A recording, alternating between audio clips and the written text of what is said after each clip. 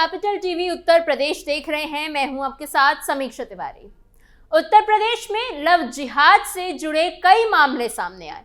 ऐसे मामले अक्सर पहचान छुपाकर भरोसा जीतने, प्रेम का दिखावा करने और फिर शोषण जैसे गंभीर आरोप सामने आते हैं। ये कोई धार्मिक बहस नहीं है, बल्कि महिलाओं की सुरक्षा, सहमति और कानून व्यवस्था से जुड़ा संवेदनशील मुद्दा है, जिसमें सच्चाई सामने लाने के लिए निष्पक्ष जांच बेहद जरूरी मानी जाती है। इसी क्रम में उत्तर प्रदेश के बस्ती जिले से एक ऐसा मामला सामने आया जिसने पूरे इलाके में सनसनी फैला दी। बताया जा रहा है कि बस्ती जिले में रहने वाली एक पीड़िता ने एक युवक अजफरुल हक उर्फ प्रिंस पर बेहद गंभीर आरोप लगाए हैं। पीड़िता के अनुसार आरोपी ने खुद को हिंदू बताकर, कलावा पहनकर और शादी का झांसा देकर करीब 100 से ज्यादा लड़कियों को अपने जाल में फंसाया। क्या है पूरी खबर, बताते हैं आपको स्पेशल स्टोरी में। उत्तर प्रदेश में लव जिहाद की बस्ती। उत्तर प्रदेश के बस्ती जिले से सामने आए इस मामले ने एक बार फिर ये सवाल खड़ा कर दिया है कि भरोसे, पहचान और रिश्तों की आड़ में आखिर कितने लोग लड़कियों की जिंदगी से खिलवाड़ कर रहे हैं। जिस तरीके से अजफरुल हक ने अपनी असली पहचान छुपाकर, खुद को हिंदू बताकर और हाथ में कलावा बांधकर हिंदू लड़कियों को निशाना बनाया, वो बेहद शर्मनाक और घिनौना है। ये सिर्फ एक लड़की के साथ धोखा नहीं, बल्कि समाज की बेटियों की भावनाओं, सुरक्षा और सम्मान पर सीधा हमला है। ऐसे लोग प्रेम का नाम लेकर शिकार तलाशते हैं और फिर उसी भरोसे को हथियार बनाकर ब्लैकमेलिंग जैसे अपराध करते हैं। पीड़िता के अनुसार आरोपी अजफरुल हक खुद को हिंदू बताता था, बातचीत में अपनापन दिखाता था और धीरे धीरे लड़कियों को अपने जाल में फंसाता था। आरोप है कि वो संबंध बनाने के बाद निजी तस्वीरें और वीडियो के जरिए युवतियों को ब्लैकमेल करता था, ताकि वो डर के कारण उसकी बात मानने को मजबूर हो जाए। बस्ती जिले के कलवारी थाना क्षेत्र में रहने वाली एक युवती ने अपनी शिकायत में बताया कि वो एक निजी अस्पताल में नौकरी करती थी। करीब 4 साल पहले उसकी मुलाकात एक युवक से हुई, जिसने उसे बेहतर नौकरी दिलवाने का वादा किया। शुरुआत में वो काम के सिलसिले में फोन करता था, बातचीत सामान्य रहती थी और वो खुद को बेहद मददगार दिखाता था। लेकिन धीरे धीरे उसने अपनी असली नीयत दिखानी शुरू कर दी। उसने मोबाइल नंबर लिया, लगातार संपर्क बढ़ाया और फिर प्रेम का दिखावा करके युवती को भावनात्मक रूप से फंसाने लगा। पीड़िता का कहना है कि आरोपी ने खुद को हिंदू बताकर भरोसा जीता और उसके बाद रिश्ते को इस्तेमाल कर उसे कमजोर बनाने की कोशिश की, ताकि वो विरोध ना कर सके और उसकी बातों में फंसती चली जाए। कलावा पहनकर पहचान छिपाई, शादी का झांसा देकर शोषण। पीड़िता ने अपनी शिकायत में बताया कि अजफरुल हक हमेशा खुद को हिंदू बताता था और हाथ में कलावा पहनकर ऐसा माहौल बनाता था कि किसी को भी उस पर शक ही ना हो। वो बातचीत में मीठी मीठी बातें करता, भरोसा जीतता और धीरे धीरे दोस्ती को इतना बढ़ा देता कि सामने वाला उसकी बातों में उलझ जाता। पीड़िता का कहना था कि जब दोस्ती गहरी होती गई तो उसने उसे प्रेम जाल में फंसाया और फिर कई बार दुष्कर्म किया। ये सिर्फ धोखा नहीं था, बल्कि एक ऐसी सोची समझी चाल थी जिसमें लड़की की भावनाओं का इस्तेमाल करके उसे मजबूर किया गया। पीड़िता के अनुसार आरोपी शादी का झांसा देकर लंबे समय तक उसका शोषण करता रहा। वो बार बार भरोसा दिलाता कि जल्द ही शादी करेगा, भविष्य साथ बिताएंगे, और हर बार यही झूठ बोलकर उसे कमजोर करता रहता।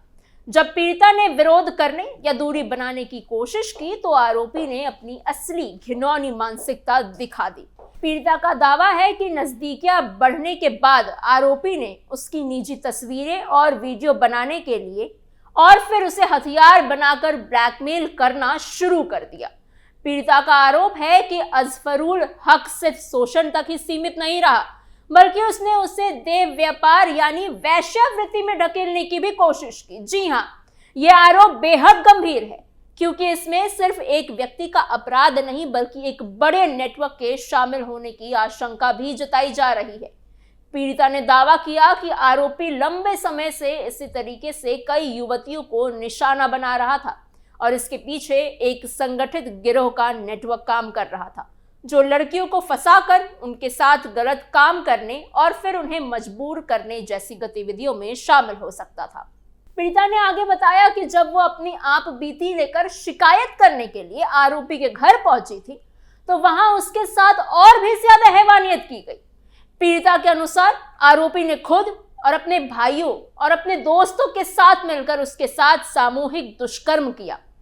यह घटना उसके लिए सबसे बड़ा सदमा बन गया और पूरी तरह से वो डर और दहशत में आ गई। इस घटना के बाद डरी सहमी पीड़िता किसी तरह खुद को संभालते हुए पुलिस थाने पहुंची और पूरी घटना की शिकायत दर्ज कराई। शिकायत मिलते ही पुलिस ने मामला दर्ज कर जांच शुरू कर दी और अब पुलिस ये भी पता लगाने में जुटी है कि इस पूरे मामले में कितने लोग शामिल हैं, किन किन युवतियों को निशाना बनाया गया था और आखिर ये सब कितने समय से चल रहा था। मामला सामने आने के बाद पीड़िता की शिकायत पर पुलिस ने तत्काल एफआईआर दर्ज कर ली और मुख्य आरोपी अजफरुल हक को गिरफ्तार भी कर लिया गया। इस घटना के सामने आते ही इलाके में हड़कंप मच गया, लोगों में भारी आक्रोश देखने को मिला। पुलिस ने भी इस मामले को बेहद गंभीरता से लेते हुए जांच शुरू कर दी है, क्योंकि आरोप सिर्फ एक महिला के साथ अपराध तक सीमित नहीं है, बल्कि इसमें कई और दूसरे युवतियों के साथ धोखा, शोषण और ब्लैकमेलिंग जैसे घटनाओं की आशंका जताई जा रही है। पुलिस के मुताबिक इस पूरे मामले में कुल 8 लोगों को आरोपी बनाया गया है। इनमें से कुछ लोगों पर मुख्य आरोपी का साथ देना, पीड़िता को डराने धमकाने, अपराध को छुपाने और नेटवर्क के तौर पर काम करने के आरोप लगे हैं। शुरुआती जांच में सामने आया कि आरोपी ने कई लड़कियों को अलग अलग तरीके से फंसाया, कभी नौकरी दिलाने के नाम पर, कभी दोस्ती और कभी प्रेम के बहाने, तो कभी शादी का झांसा देकर उन्हें मानसिक रूप से कमजोर किया। इसके बाद वो उन्हें डराता, धमकाता, बदनाम करने की धमकी देकर अपने नियंत्रण में रखने की कोशिश करता था। जी हां, ऐसे मामलों में पीड़िताएं अक्सर सामाजिक डर और बदनामी के कारण सामने नहीं आ पाती, जिससे कि आरोपी लंबे समय तक बचता ही रहता है। इसी वजह से पुलिस अब ये पता लगाने में जुटी है कि क्या इस तरह के अपराध पहले भी किए गए थे और क्या इस पूरे मामले में और भी पीड़िताएं मौजूद हैं। पुलिस की टीम अब ये भी जांच कर रही है कि आखिर इतने लंबे समय तक ये सिलसिला कैसे चलता रहा। क्या आरोपी अकेले ही ये सब कर रहा था या फिर इसके पीछे कोई संगठित गिरोह सक्रिय था। पुलिस ये भी जानने की कोशिश कर रही है कि आरोपी के संपर्क में किन लोगों से थे और वो किन जगहों पर आता जाता था, और क्या उसके mobile phone, social media accounts या डिजिटल डेटा में ऐसे सबूत मौजूद है जो उसके अपराधों की पुष्टि कर सके।